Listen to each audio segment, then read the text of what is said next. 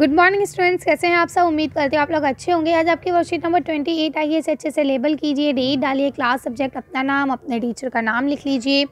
क्या लिखा है? प्यारे बच्चों, पत्रों का हमारे जीवन में विशेष महत्व है, हम सब जानते हैं।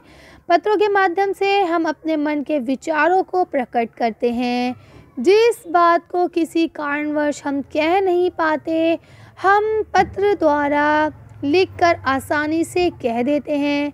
पत्रों को मुख्य दो रूप में बांटा जाता है, दो भागों में बांटते हैं, जैसा कि हम जानते हैं। एक होता है औपचारिक, जो हम प्रधानाचार्य जी या फिर किसी कार्य या किसी विभाग आदि को लिखते हैं। दूसरा होता है आपका अनौपचारिक। ठीक है, अनौपचारिक में हम क्या करते हैं, किसी मित्र, शुभचिंतक या फिर परिजन, उनको लिखते हैं। तो हम लोग औपचारिक पत्र के बारे में पहले पढ़ चुके हैं पिछली वर्कशीट में। आज हम अनौपचारिक पत्र के बारे में पढ़ेंगे। तो देखिए, यहाँ लिखा है अनौपचारिक पत्र लिखते समय ध्यान रखने योग्य बातें। नंबर 1, इस पत्र में व्यक्तिगत पत्र आते हैं, यानी कि पर्सनल इंडिविजुअल पत्र आते हैं। ये किसी पूरे समाज और पूरे संस्था के लिए नहीं होते, ये सिर्फ किसी एक व्यक्ति के लिए होते हैं और एक व्यक्ति से होते हैं। इस प्रकार के पत्र में माता पिता, भाई बहन, दादा दादी, मित्र या संबंधियों को लिखा जाता है। पत्र लिखने वाला अपना पता तथा तिथि क्या करता है, बाईं ओर लिखता है, जैसा कि आप लोग देख पा रहे हैं। इसके नीचे अभिनंदन लिखा जाता है, जैसे कि नमस्ते, स्नेह स्नेह, ठीक है, सादर चरण या आपकी चरण स्पर्श, या जो भी हम इस तरह से इस्तेमाल करते हैं वर्ड्स, वो लिखते हैं। इसके बाद अंत में जिसे पत्र लिखा जा रहा है, ठीक है, अंत में जिसे पत्र लिखा जा रहा है उसे लिखने वाले का संबंध व नाम लिखा जाता है, कि जैसे तुम्हारा मित्र, साखी, आपका बेटा या बेटी आदि जो भी आपका संबंध है उससे, वो आप लिखेंगे। और इसके बाद पत्र में कथन के साथ भाव की प्रभावशाली होना चाहिए, यानी कि ऐसा नहीं है कि सिर्फ आप वर्डिंग लिखेंगे, आपको अपने भाव भी व्यक्त करने, है ना। पढ़ने के बाद ऐसा लगना चाहिए कि भाई पत्र को दिल से लिखा गया है।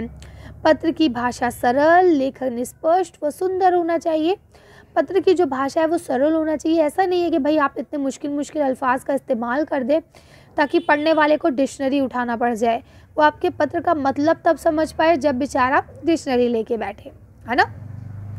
तो हमें आसान शब्द का इस्तेमाल करना है और साफ और सुंदर सुंदर लफ्ज़ों में लिखना है। ऐसा भी ना हो कि आप खिचड़ी पका दें, पढ़ने वाला सोचता रह जाए कि भाई लिखा क्या है इसमें, है ना। इसके बाद देखिए, यहाँ लिखा है यदि आप कक्षा अथवा परीक्षा भवन से पत्र लिख रहे हैं तो कक्षा व परीक्षा भवन आपको लिखना पड़ेगा। ठीक है, कहाँ पर? स्थान पर, पते के स्थान पर। जैसे यहाँ हमने अपना एड्रेस लिखा है ना, यहाँ पे आपको अपना एड्रेस नहीं लिखना है, फिर क्या लिखना है, आप लिखेंगे कक्षा और परीक्षा भवन या एग्जामिनेशन हॉल, हम लोग लिखते हैं ना इस तरह से।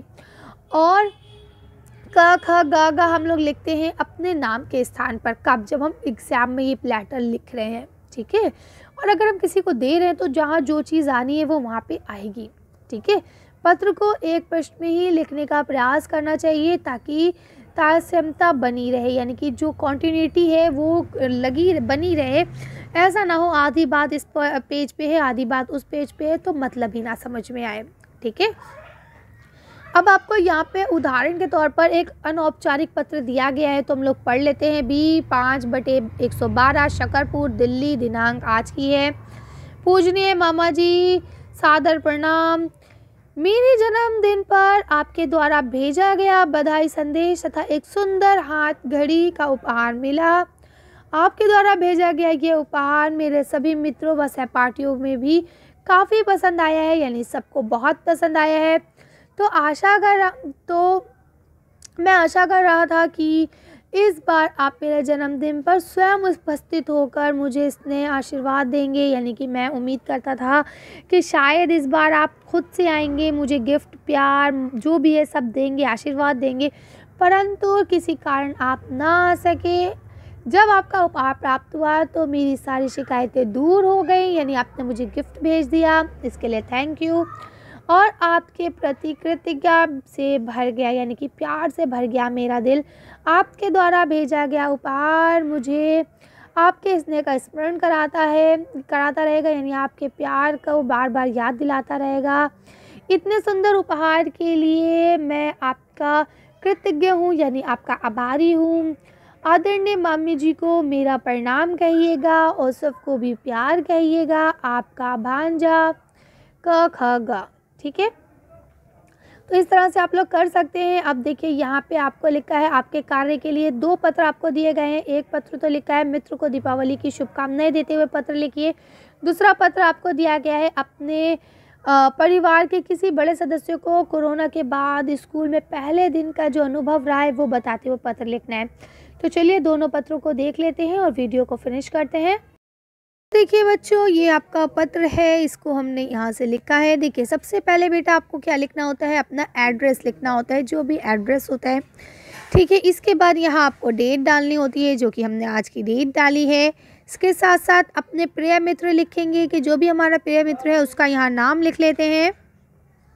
ठीक है, अब हम अपने पत्र को लिखना शुरू करते हैं। लिखा है, कैसे हो, आशा करती हूँ कि तुम सकुशल होगे, यानी कि उम्मीद करती हूँ कि तुम भी अच्छे होगे, है ना। यहाँ आगे देखिए लिखा है, कल ही तुम्हारा पत्र प्राप्त हुआ, यानी तुम्हारा पत्र मुझे कल ही मिला। तुम अभी अपनी पढ़ाई पर विशेष ध्यान दे रही हो, ये बहुत प्रसन्नता की बात है, यानी बहुत अच्छी बात है कि तुम अपनी पढ़ाई पे ध्यान दे रही हो। बेटा देखिए अंदर का कंटेंट हम कुछ भी बना सकते हैं, ठीक है ना। मेन चीज़ है दिवाली की बधाई देना, तो हम यहाँ पे बधाई देंगे तो कुछ ना कुछ तो हमें बात थोड़ी बहुत लिखना पड़ेगी। तो हमने ये सारी बातें लिख दी। इसके बाद हमने क्या लिखा, दिवाली का त्यौहार त्यौहार जल्द ही आने वाला है। इस समय मेरे विद्यालय की भी छुट्टियां रहेंगी, है ना। दिवाली पे तो सबके विद्यालय की छुट्टियां रहती हैं, आपकी भी वर्कशीट्स नहीं आई थी।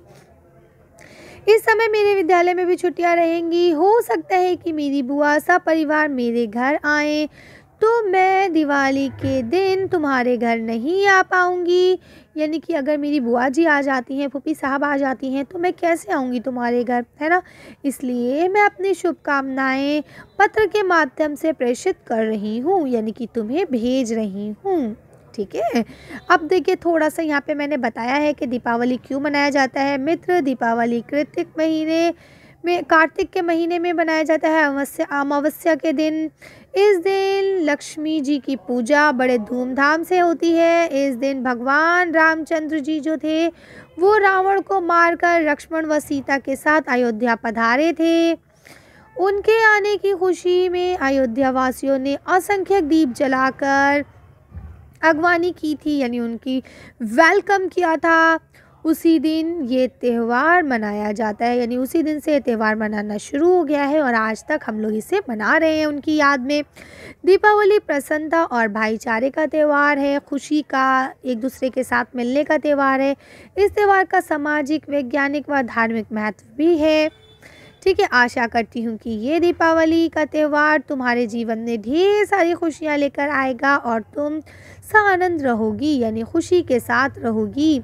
चाचा जी और चाची जी को मेरा नमस्ते कहना, प्रणाम कहना, प्यारी रिंकी बहन को ढेर सारा प्यार देना। तुम्हारी मित्र, है ना, आप तुम्हारी मित्र, और यहाँ पे आप अपना नाम लिख सकते हैं, जो भी आपका नाम है। तो इस तरह से ये वाला पत्र हमारा कंप्लीट होता है। ठीक है ना, तो कर पाएंगे आप लोग। अब देखिए यहाँ पे सबसे पहले आपको क्या लिखना होता है, एड्रेस लिखना होता है, डेट डालनी होती है।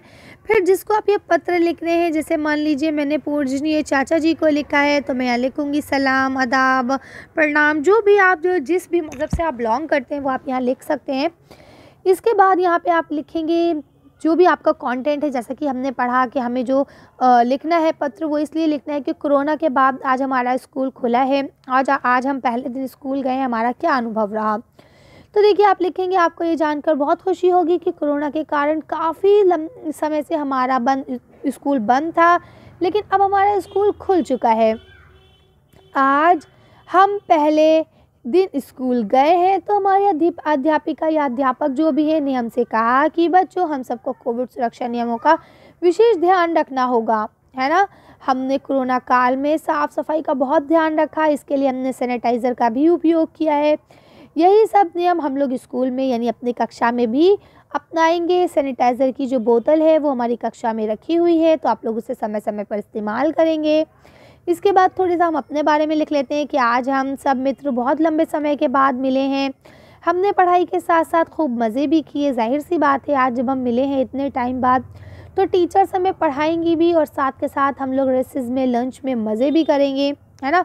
उसके बाद हमारी छुट्टी हो जाएगी, छुट्टी के बाद हम सब अपने अपने घर चले जाएंगे। इसके बाद यहाँ हमारा पत्र समाप्त होता है, तो हम कह देंगे कि भाई चाची जी को हमारा प्रणाम कहिएगा और जो हमारा छोटा भाई यूसुफ है उसको स्नेह यानी प्यार दीजिएगा। और यहाँ आ जाएगा आपकी भतीजी, क्योंकि मैं चाचा जी से बात कर रही हूँ तो मैं चाचा जी की भतीजी हुई।